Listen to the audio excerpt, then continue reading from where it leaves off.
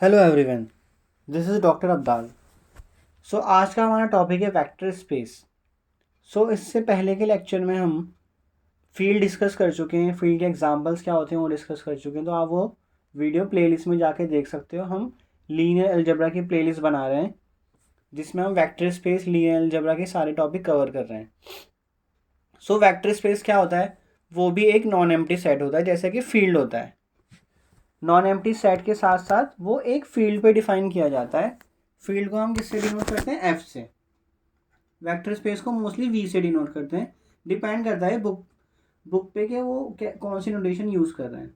So a non empty set V over field F with two operation, addition and scalar multiplication. तो इस पे दो operation define किए जाते हैं, एडिशन एंड स्केलर मल्टीप्लीकेशन। तो कैसे डिफाइन किए जाते हैं? जैसे कि यहाँ पे स्केलर डिफाइन किया, एडिशन डिफाइन किया गया x plus y belong to V. Mean जब भी आप वेक्टर स्पेस वी से दो एलिमेंट उठाओगे, दो वेक्टर उठाओगे, तो उनका एडिशन वापस से वेक्टर स्पेस में ही जाना चाहिए। मीन जब आप उनको ऐड करोगे तो वी में ही जाना चाहिए। एंड सेकेंड है स्केलर मल्टीप्लीकेशन। तो स्केलर मल्टीप्लीकेशन इसको क्यों बोलते हैं? क्योंकि जो यहाँ पे ए एलिमेंट आ रहा है वो कहाँ से आ रहा है?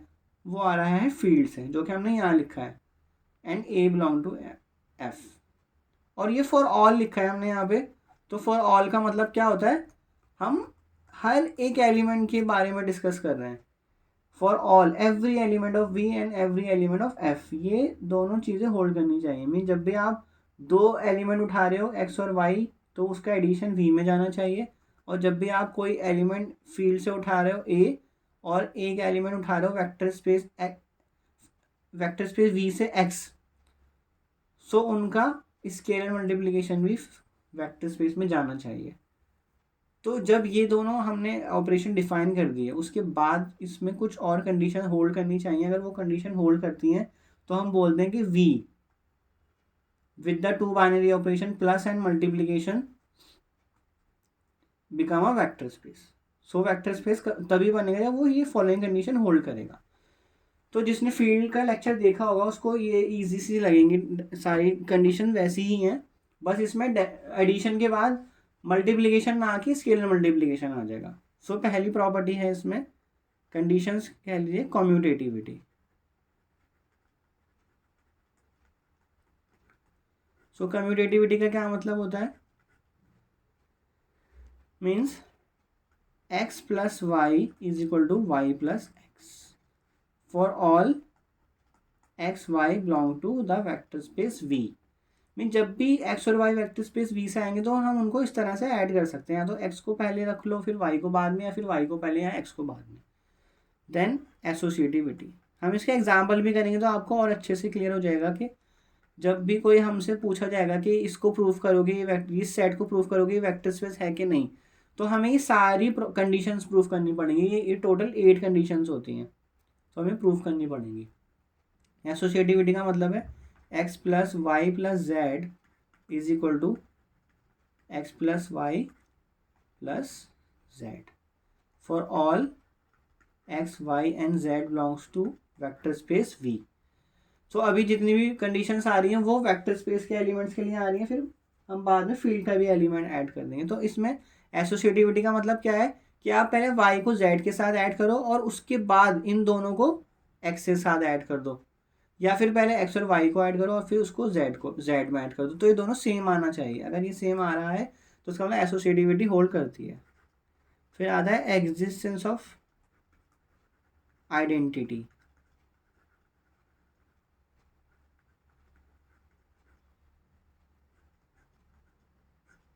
अब इसका क्या मतलब है? So for each vector x belong to V, there exists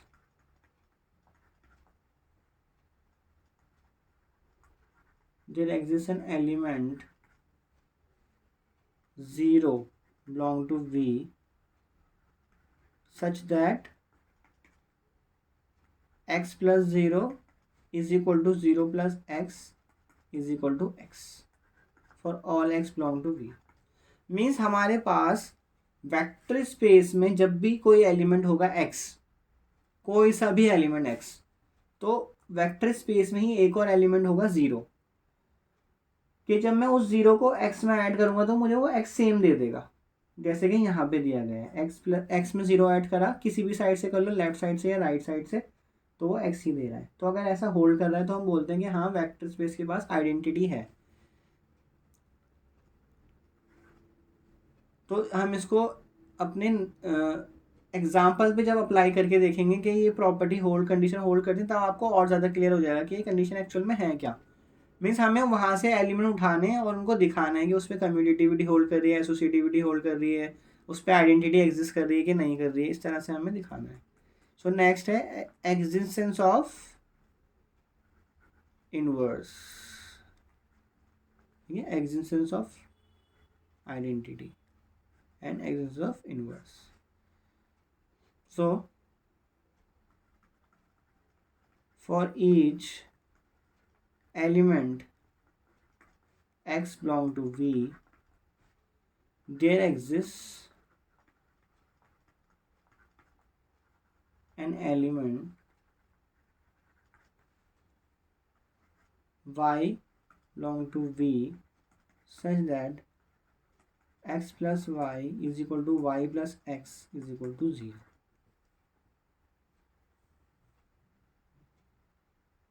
अब यहाँ पे क्या कंडीशन दी गई है कि जब भी आप मुझे कोई x दोगे तो उसके कॉरेस्पॉन्डिंग में एक y ज़रूर एग्जिस्ट करेगा। मीन जैसे जैसे x चेंज करोगे वैसे वैसे y भी चेंज होगा, कि जब मैं x को y के साथ ऐड करूँ तो मुझे 0 एलिमेंट मिल जाए। ठीक है, तो ये हो गया इनवर्स, अंडर एडिशन है ये, क्योंकि आप ऐड कर रहे हो। ये सारी प्रॉपर्टी जितनी भी चारों कंडीशंस थी ये सब एडिशन में थी। अब आती है हमारी नेक्स्ट जो 4 कंडीशंस आएंगी रिमेनिंग, वो स्केलर मल्टीप्लिकेशंस में आएंगी। सो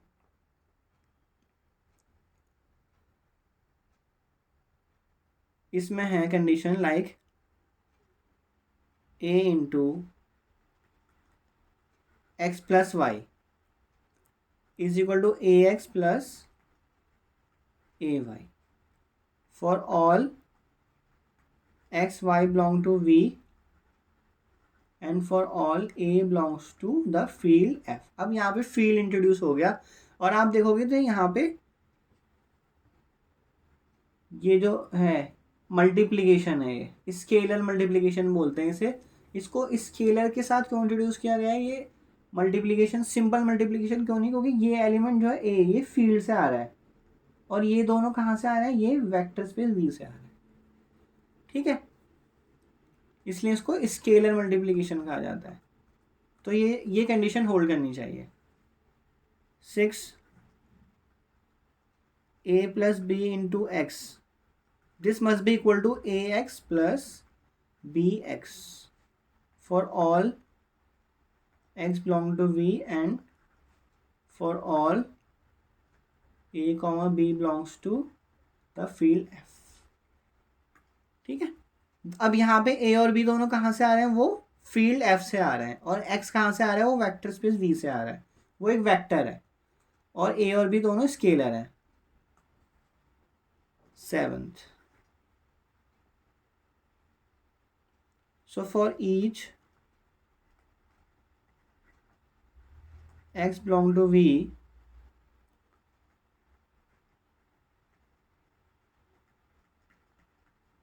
there exists unity element 1 belongs to F, इसको 1 से डिनोट किया जाता है, such that 1 dot x is equal to x dot 1 is equal to x। ठीक है, मीन जब भी आपके पास कोई वेक्टर x है जो कि v से आ रहा है, जो कि मैंने यहाँ लिखा है for each x belong to v, so हमारे पास फील्ड से एक एलिमेंट ज़रूर होना चाहिए कि जब मैं उस फील्ड के एलिमेंट को वेक्टर से मल्टीप्लाई करूं तो मुझे वो वेक्टर सेम मिल जाए। ठीक है, एंड लास्ट वन,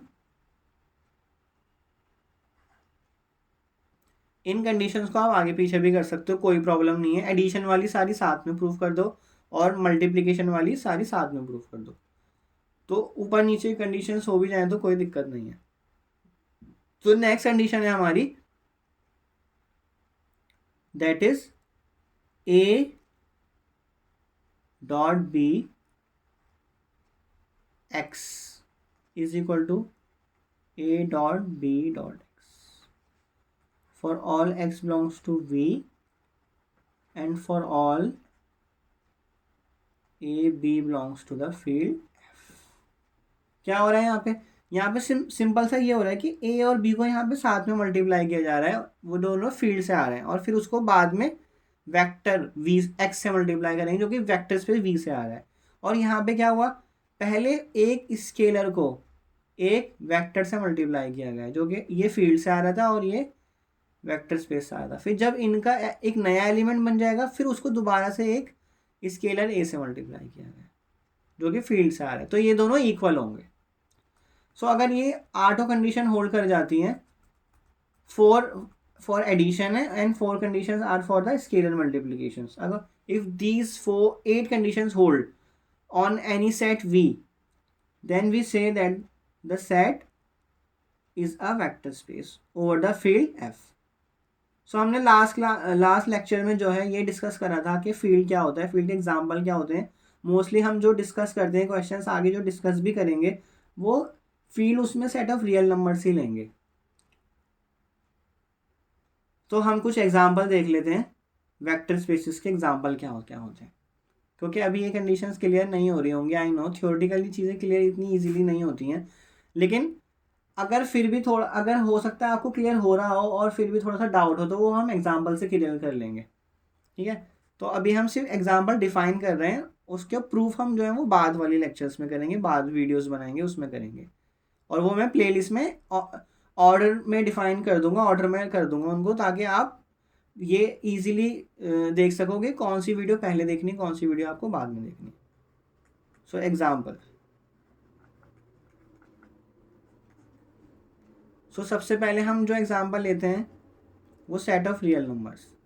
तो set of real number over the field R means हमारा यहाँ वेक्टर स्पेस भी वी है और फील्ड भी, सॉरी वेक्टर स्पेस वी जो है वो भी R set of real number है और फील्ड भी सेट ऑफ रियल नंबर है, तो ये एक वेक्टर स्पेस बनता है, ठीक है। सो ये हम क्या ले रहे हैं, एग्जाम्पल्स ऑफ वेक्टर स्पेस, ठीक है।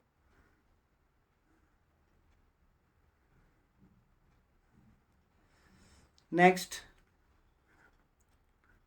Are square over are.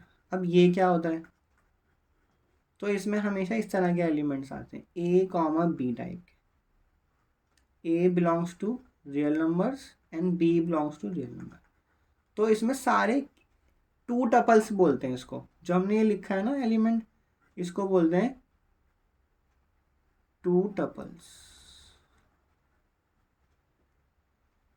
तो जितना भी कलेक्शंस आप कर रहे हो 2 टपल्स टाइप के एलिमेंट का, मीन्स ए को भी आप वेरी कर रहे हो, बी को भी वेरी कर रहे हो, और ए और बी क्या है वो रियल नंबर्स हैं, तो इस तरह के कलेक्शंस को हम एक वेक्टर स्पेस बोलते हैं। अब कभी कभी स्टूडेंट कंफ्यूज हो जाते हैं कि सर यहाँ पे तो आपने ए भी लिया था, तो आप ए बी की जगह कुछ भी लिख सकते हो, अल्फा बीटा। अब अल्फा बीटा क्या है, बस आपको डिफाइन करना है। तो alpha is a real number and beta is a real number, क्योंकि जैसे मैंने उसको आर में बिलोंग कर दिया, यहाँ पे आर का मतलब है set of real numbers. So R means set of real numbers.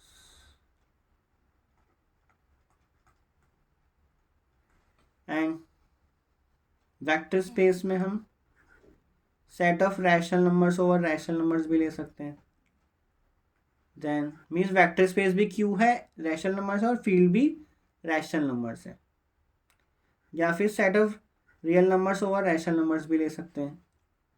सो इसमें प्रूफ करने की ज़्यादा ज़रूरत नहीं है, जो मेनली प्रूफ करेंगे हम वो आर स्क्वायर के लिए करेंगे, जो हम नेक्स्ट वीडियो में करेंगे कि आर स्क्वायर ओवर आर एक वेक्टर स्पेस कैसे बनता है।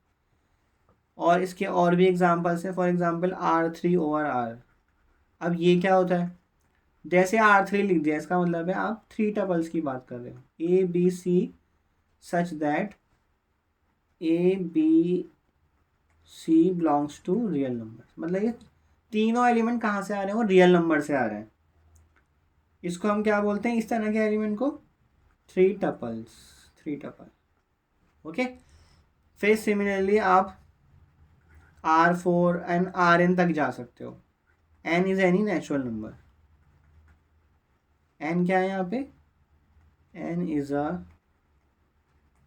Natural number. नेचुरल नंबर कहाँ से स्टार्ट होते हैं? n की value means 1 2 3 and so on. अब इसमें किस तरह के एलिमेंट्स, हम इसको लिखते कैसे हैं? A1 B1, या फिर ए ही फिक्स कर दो, A1 A2 A3 and up to AN, where AIs belongs to R। ठीक है, मीन जो A1 A2 AN है ये सारे रियल नंबर्स हैं।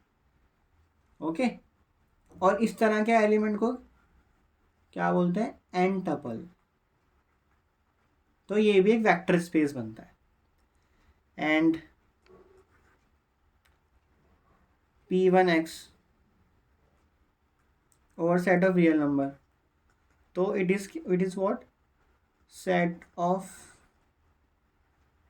all the polynomials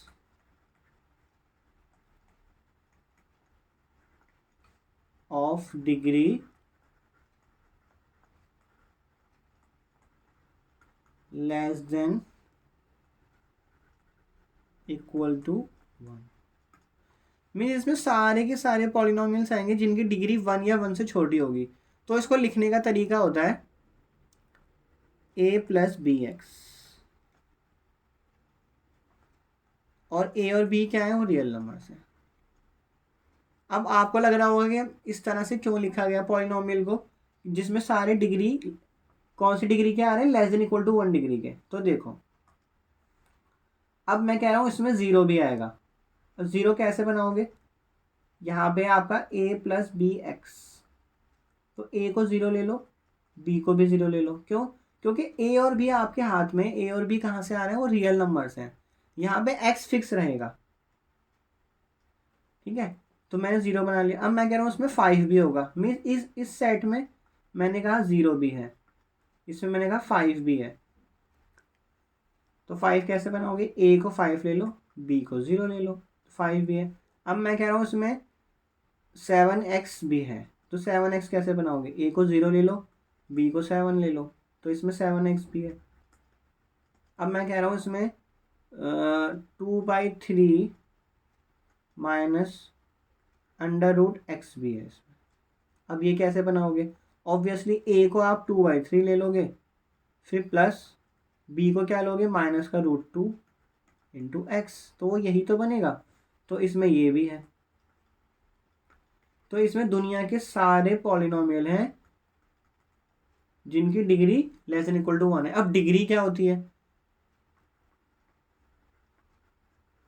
डिग्री कैसे पता लगेगी पॉलिनोमियल की?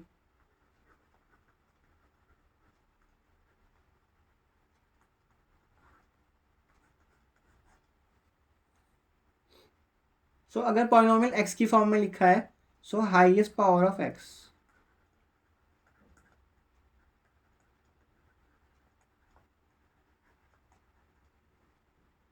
जैसे कि मैंने लिखा 2 प्लस 4x प्लस 5x², तो इसकी डिग्री क्या हो जाएगी? इसकी डिग्री 2 हो जाएगी। ठीक है, मीन जो भी इसमें हाईएस्ट पावर होगी पॉलिनोमियल में। For example 7x plus 8x की पावर 7, तो इसकी डिग्री क्या हो गई? 7। बट हमने यहाँ पे कौन सा सेट लिया है? P1XR, मतलब फील्ड आर है। फील्ड आर का मतलब जो स्केलर्स हैं वो कहाँ से आ रहे हैं? सेट ऑफ रियल नंबर से। स्केलर यहाँ पे क्या है? a है और b है, ये दोनों स्केलर हैं। और पॉलिनोमियल की degree less than equal to 1 है, तो ये 1 से बड़ा कभी नहीं जाएगा, क्योंकि हमने इसको डिफाइन ही a प्लस बी एक्स तक ही करा है। सिमिलरली हम एक और डिफाइन कर सकते हैं, जैसे हमने ये डिफाइन करा है 8 P2x over set of real number, means set of all the polynomials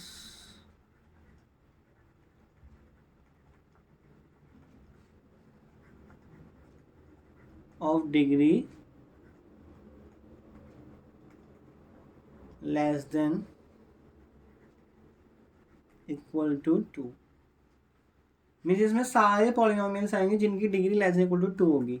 अब उसको हम एक जर्नल कॉम्पैक्ट फॉर्म में कैसे लिखेंगे, तो उसको आप इस तरह से लिख सकते हो, डिग्री 2 से ज़्यादा नहीं होगा, डिग्री 2 या उससे छोटा, तो आप एक्स स्क्वायर तक ही रुक जाओगे। अब ए बी सी कहाँ से आ रहे हैं, वो आ रहे हैं अगेन रियल नंबर से। तो क्यों, क्योंकि यहाँ पे फील्ड क्या ली गई है, वो सेट ऑफ रियल नंबर ली गई है। ठीक है, अब अगेन इसमें डिग्री 2 तक के पॉलिनोमियल होंगे, इसमें फॉर एग्जांपल 0 होगा। कैसे बनाओगे 0 को, 0 इंटू 0x स्क्वायर। इसमें जो है 2x भी होगा, 2x कैसे बनाओगे, 0 into 2 into x plus 0x square.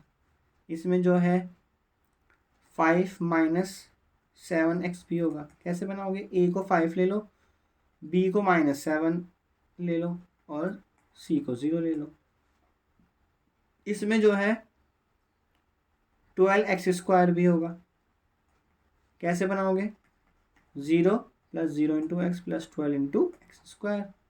तो इसमें सारे पॉलिनोमियल्स आएंगे जिनकी डिग्री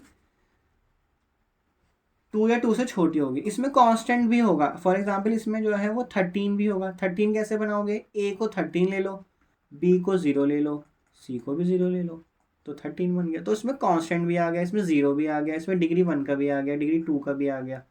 तो इसमें सारे पॉलिनोमियल्स आ गए degree less than equal to 2। तो ये भी एक वेक्टर स्पेस का एग्जाम्पल है। सो आपके टोटल 8 एग्जाम्पल मैंने दिए हैं। सो नेक्स्ट क्लास में हम या फिर नेक्स्ट लेक्चर में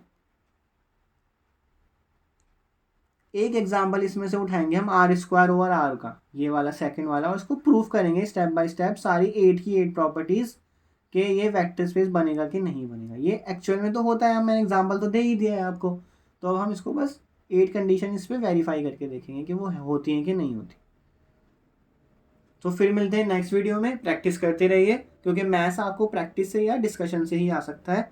इसके अलावा मैथ्स आप किसी तरह नहीं सीख सकते, आपको एक्टिव होना पड़ेगा, पेन उठाना पड़ेगा, सॉल्व करना पड़ेगा क्वेश्चन को, तभी मैथ्स आपको आएगी। So thank you so much, मिलते हैं नेक्स्ट लेक्चर में।